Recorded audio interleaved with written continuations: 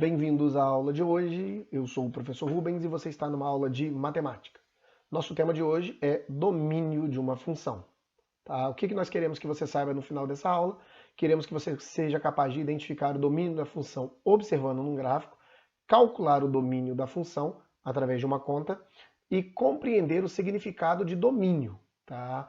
O que significa o domínio da função? Bom, primeiro a gente define o que é domínio da função. E mais uma vez, dentro da matemática, o conceito é um pouco confuso para quem não está acostumado. Então vamos falar de uma maneira mais prática, uma coisa mais simples. Domínio são os valores que você pode utilizar. Domínio são os valores que você consegue fazer na conta. Se você colocar o valor de x lá, ele vai funcionar. E olha só, o valor de x. Tá? Então o domínio ele é o valor que você utiliza para x em uma função. Tá? O domínio ele pode ser classificado para você de três maneiras. Você consegue descobrir um domínio de três formas diferentes. Quais são elas? Primeiro, através da conta. Você está vendo a conta, matematicamente não é possível botar qualquer valor ali dentro. Então, ok, vai ter valores que vai dar errado.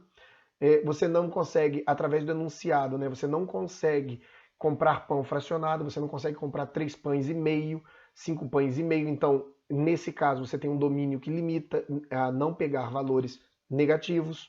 E, finalmente, olhando o plano cartesiano. É só você ver aonde tem desenho de gráfico e aonde não tem desenho de gráfico. Tá ok? Então vamos lá. Primeiro, matematicamente. Nessa função que está aí, a gente não consegue colocar qualquer valor. Vou dar um exemplo para vocês. Vamos colocar o f de 1. Vamos fazer o x virar 1 na conta. Tá? Nós vamos então tirar o valor de x e colocar o valor 1 no lugar. Lembrando que aqui, ó, 3 vezes 1, tá certo? Resolvendo, você acha menos 3. Ué, mas menos 3 não é possível. Isso significa que está fora do domínio. Você sabe que o menos 3, e aqui se lê assim, ó, o f de 1 não existe no campo dos reais.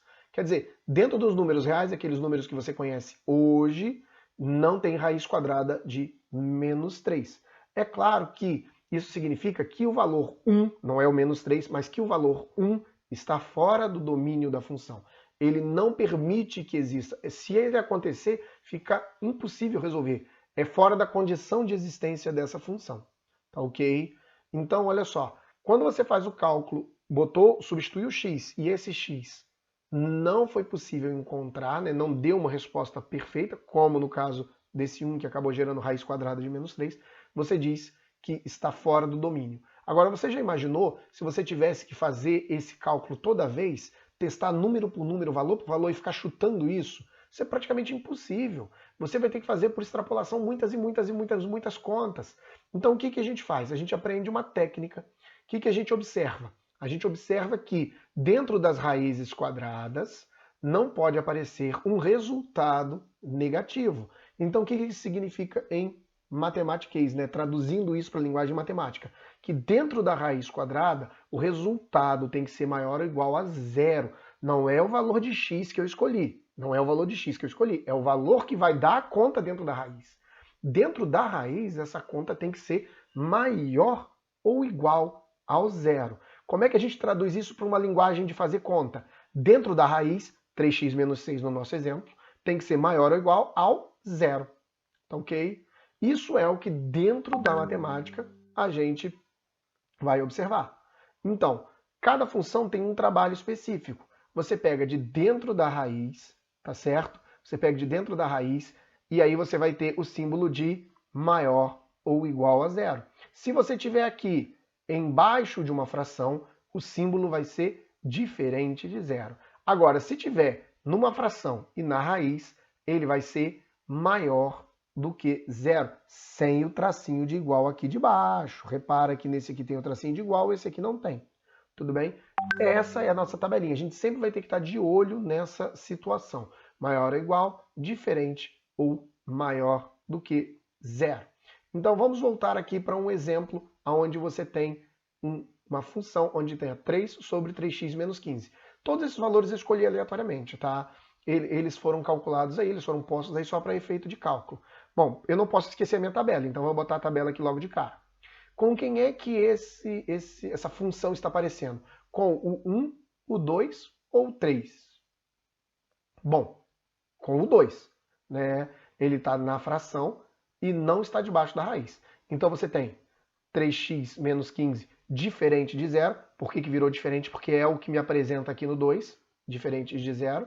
Tá? Troca de lado o 15, troca de lado o 3. Lembrando que o 3 está multiplicando, é 3 vezes x, ele troca de lado dividindo. E finalmente, x diferente de 5. Então quer dizer que você pode usar o menos 10, o menos 9, o menos 8, o menos 6, o 50, o 0, o 1, o 2, o 3, o 9. Você pode usar qualquer número, desde que esse número não seja o 5. Você pode usar qualquer um. Você acabou de calcular, olha, o x tem que ser diferente de 5. Isso em linguagem matemática vai ser respondido assim: domínio da função é igual a x pertencente aos reais, tal que x diferente de 5. Significa qualquer número que você quiser, desde que esse número não seja o valor 5. Se der 5, a conta vai dar errada, tá certo? Você vai ficar com uma divisão por zero e não vai funcionar. Essa outra aqui, de novo, nós precisamos da tabelinha para comparar. Então nós temos raiz 2x menos 16. Na fração, é o terceiro exemplo. E olha só, ele pede para eu usar o maior que zero. Então vai lá, maior que zero.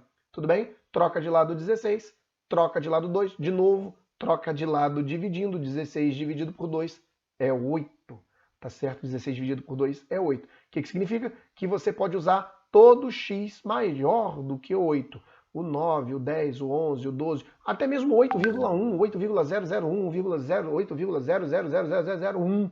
Tudo bem? 1 milhão, 2 milhões você pode usar. Agora, se você botar 8 ou um número menor do que o 8, o 7, o 6, o 5, vai dar errado, vai dar problema.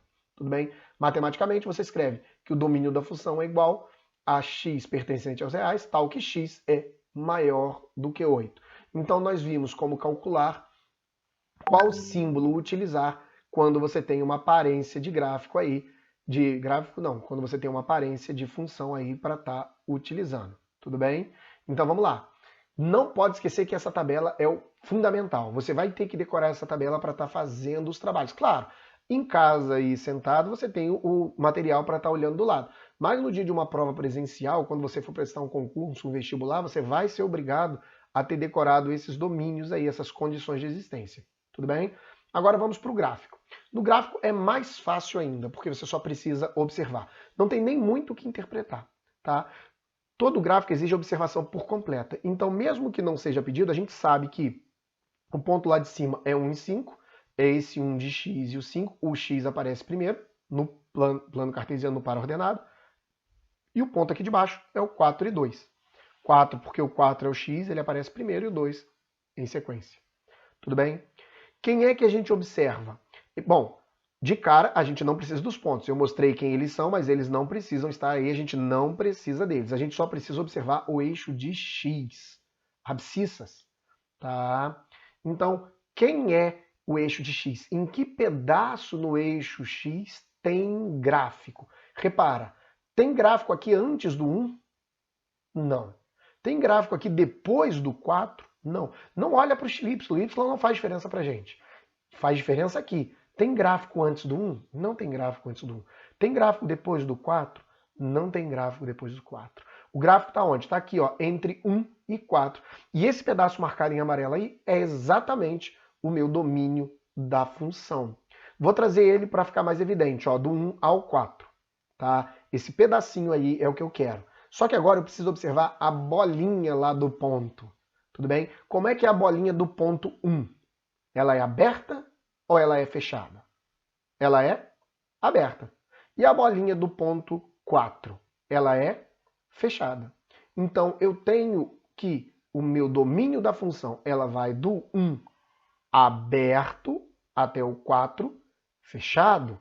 Ele vai do 1 aberto ao 4 fechado, ou você pode escrever do 1 aberto ao 4 fechado, ou ainda você pode escrever x pertencente aos reais, tal que 1 menor que x, menor ou igual a 4.